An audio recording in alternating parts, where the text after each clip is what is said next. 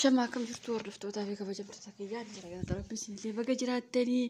bakkuma jirtanitti nageenya isin faana jiraattu jecha egaa caalaa bultumee irratti iddoo kana waan odeeffamu dhageessanii jirtanii jechuun namni odeessullee ijoollee bakkas kashalabbee kan ruuzii quuftee ka hoolota injiraa meera bakka akka hoolota arabaa fa'aa ta'e eeganii arabni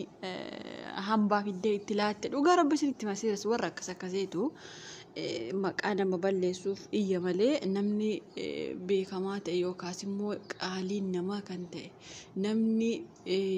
hin jiramitti namni jireenya isa uffatu kamiyyuu waan akkasii hin dubbanne jechuudha. Inni garuu bakka inni jiru ilaala. Miskiina gargaaruu jira jechuudha. Caalaa bultumee isin asii laayivii banattanii caalaa bultumee akkas godhee qananiin achirraan akkas taate inni immoo asiin handaawolee immoo asirraan akkas ta'e dhugaa Rabbi ani gadda mucittiif qabuyyuu na keessa kuttanii gattanii jirtan dhugaa Rabbi ani jechuun yeroo namoonni tokko jecha waan isaan jedhan tokko yeroo ageessu nama sanaafuu gadduun si dabbara dhugaa Rabbi nama sana yoo akkati hinumaa hin gaddineefi si godhu jechuudha. Kanaaf inni eessa jira isin eessa jirtanii namni keenya gaafa namni tokko ol ka'e yookaas immoo amantaa jijjiirate yookaas gara amantaa wayii deeme yookaas immoo nama wayii faana dura walitti bu'insa yoo qabaate akka carraa ta'e immoo namni inni dura walitti bu'insa qabaate yoo miidhaan tokko nama sanarra gahee sammuu keessan keessatti kamtu seef ta'ee jira beektu kan duraan namni sun wallole isatu sammuu keessatti seef ta'ee jira jechuudha. Kana jechuun maal jechuudha? Diinummaa horataa jechuudha sammuun keessan. Dhugaa Rabbi sammuun keessan diinummaa horata. Diinummaa horataa akka jarri wal jibban akka jarri ittumaayyuu wal ajjeesan akka jarri ittumaayyuu bakka hin jiraami wal balaaleffatan sammuun keessan kana horataa jechuudha. Rabbiin sin keessa haa ifatu waan akkasii dhugaa dubbachuufi ufumaafuu qaanfattanii nama haadha manaa qabu nama ijoollee qabu kanaaf jedhee gara Finfinnee dhufe moo akka inumaayyuu inni iddoo inni jiru miskiinota gargaaraa keessa wargi gara amantaa kanaa dhufee dhugaa Rabbi baay'ee akka jijjiirame bakka hojii isaa ooffataa amantii isaa hordofaa malee gara kashalabbummaa kanaatti badaa deddeebi'aa jiru akkuma argitanii garuu namni keenya immoo hinaaffaa waan qabdaniif hinaaffaa tokkoffaa maa gara amantaa sanaa dhaqee hinaaffaan nama keenya dhugaa Rabbi tokkoffaa maa gara amantaa sanaa dhaqee sirba keessaa bahee sinii galaa maa sirba sana keessaa bahee inni sirba eessa gahime namni amma dhuguma Itoophiyaa keessatti Itoophiyaa ma jedhamu sanaaf namni sirbe haacee caalaa namni sirbeeru jira haaceen eessa garee umarratti kanaafuu baga keessaa bahe isi warri duraan garaan keessan gubachaa ture warri duraan aaraa turtanii maaliif inni amantaa sana deeme maaliif sirba sana keessaa bahee warri gubachaa ture har'a qananii lubbuun ishee waa taanan as deebitanii caalaa bultumee niiti irsi bira jiraame irsi bira ciisaa jira akkamittiin irsa biratti ol dhufee tuma ta'eeyyuu irsa ajjeesin deemu niitii irraa maal qaba. Kanaaf namoonni quuftanii hambaan arabaa dhugaa Rabbi keessaafuu warri bakka hoolotaa jirtan kun hooloyyiin akka hoolotaa isin sammuu keessan eeggadhaame. Sammuu keessan eeggadhaa dhugaa Rabbi akkumatti sillaayii banattanii tuma bakka inumaa wallaahi jabar tokko waan kakata wallaahi ramadaanii keessa jirtan hin kijibiina yeroo kaanillee kijiba keessa yoomiiftuu miti hin kijibiina tu ramadaanii keessa jirtanillee dhugaa Rabbi kun wallaahi jedhee irratti kakata kun dhugaa Waaqayyoo jedhee irratti kakatee viidiyoo hojjeta akkuma isa harkatti argee yookaas immoo harkatti qabe.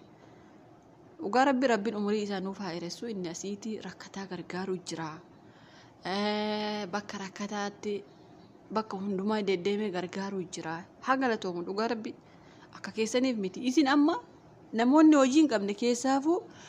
hoolayyiin amma nuti nuu dabe hoolayyiidha. Dhugaa Rabbi hoolayyiin nuu dabe amma. Hoolayyiin daataa ishee guuttattee majjaana ishee hin baafattu bakka laayivii ol baatee ajandaa tokko arganan achumarraa iyyaa oolti. Mee maal sin gooname amma sin hoolayyi kana maal gooname waanuma beekne bukeessina yeroo isiniin jennu waan iftan hin qabdan biddeen jettanii bukoo jettanii walitti adda baallaqxan dhugaa Rabbi biddeen bishaataaf bukoo wal keessa keessan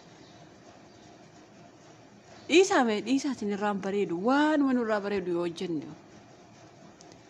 karaa umatti goota keessan dhabdan barbaaddu dhugaa rabbi kallattii ittiin goonni keessan addunyaa kanarraa ka'u barbaaddu. Ani maal akka ta'een beeku dhugaa rabbi Oromoon kun. Ani maaliif akkas akka ishee walirratti duultu rabbiin haa beeku. Maal taatani qoy? Maa walirratti duultu maal rakkattani? Maal godhe amma gurbaan kun jireenya ofii jiraachuu jira? Maal sin godhe mee amma dhugaa rabbi? Maal sin godhe?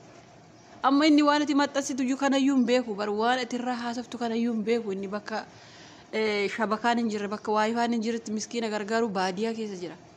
Waanummaa uummanni ajandaa odeessu kan illee hin beeku bareenye dhugaa rabbi takka garaana nyaataa yoo caalaa bultumee kun. Indee waan nurraa ta'u yoo haasofne ajandaa biraa yoo uummanne bakka guyyaan ishee ga'e qananiin waan barbaadde yoo taate guyyaa ga'e bakka dhugaa rabbi. Guyyaa yoo gahe kallattii hundumaan si fudhata waaqayyo dhugaa rabbi guyyaan kee gahe taanaan bakka maar kana maan taane maa makiinaan taane maa kufteen taane maa osoo raftuun taane guyyaan kee gahe taanaan guyyaan kee guyyaa uma keeti. Kanaafuu fuutanii nama takkaa boqonnaallee hawwiina namni sun haa ciisu nama sanallee boqonnaa kadu'ellee boqonnaa hawwitu sin haa cina margiduu waggaa 5 6 olii haga har'a suuraa isaa afarsitan dhugaa rabbi haga har'a suuraa isaa afarsitan boqonnaa hawwattan isinillee. Namni biyya Arabaa kana keessaa dhugaa rabbi gaafa du'e namni boo'u hin jiru namni yoo maqaa isaa dhahanillee akka namni sun jannata galu rabbiin kadhataniifi kana bicha warran keenya tokko ol galagasha suuraa tokko gadi galagasha suuraa tokko si akka goyya tokko si namni du'e boqonnaa haa fudhatu dhiisa dhugaa rabbi. Inni shakkame immoo harka seeraa jira seerri qabatee jira isin immoo seera hin caaltani namni tokko namni seera caalu hin jiru jechuudha ergi seerri qabatee osoollee namni sun biyya keessaa badeera ta'ee uumatti shakkitanii dhiituu jenna amma maalitti dhiitu amma inni shakkamee abbaan manaa yoo mana hidhaa seene harka seeraa galee isin maal taatanii waa hin caalaa bultube kanaamoo maaliif sinkuba yeroo hunda maaf akkas sinkuba ayyaani bara waanummaa inni hin jedhamne hin jiru galata waaqa hima jiraata haga har'a jechuun ilmi namaa kun sitti duuleef waan si ga'uun qabu guyyaan kee yoo gahe malee atakka caalaa kana amma miti ergi jalqabdanii turtanii takkaa waan isin hin jenne hin jiru bakka haga har'aatti hima jiraata kun hima jiraata galata waaqa irraa hafaa ta'e keessaa fargi gara waldaa kanaa dhufee immoo ilaalame waa inni fakkaate bahee dhugaa rabbi keessatti arginu rakkataa gargaaruu jalqabee baay'ee kanatti tole dhugaa rabbi bakka addunyaa kana yaalee keessaa bahee niyyuu si maa borojjan isa caalaa sirba baastu isa caalaa beektu waa'ee sirbaa waa'ee qabsoo isa caalaa beektu bakka waan hundaa saallalee asilaalee acilaalee isaafi ta'uu dinnaan gara isaafi ta'utti deebi'ee bakka maaltu sinitti maa hinaafa rakkattanii suuraa isaa gadi galabbatu ol galabbatu dhugaan qananii isaa harka jedhatti dhugaa qananii inni eessaati finfinneetti dhufee akkamitti fooqis narra bahe torsi bira ciisu halkan keessaatii walitti abboo dhugaan keessan mataan abaddu dhugaa rabbi ijoolleen kiyya kufaayye ruuzii amma ruuziimti waan isin hin goone qabaa jedhaan waan ima isin hin goone yoo jiraate ruuzii wayyaa ofirraa baastanii deemu bicha isallee baasu jirtanii bara namoonni tokko namoonni baasan ni jirani kanaaf waan ima isinitti dhufe bichaa odeessina inni eessa akka jiru bichaa dura ilaalaati achirraa ka'aa odeessa gaafa isheen awwaalchaaf gaafa guyyaa awwaalcha qananii inni dhugaa rabbi mucaa wayii tokko argeeran iyyuu viidiyoo isa waraabanii gadhiisanii yeroo rakkataa wayii achi jiraachuu inni gargaarsa kanaaf waan isinitti dhufe naasa'ina yaaduma.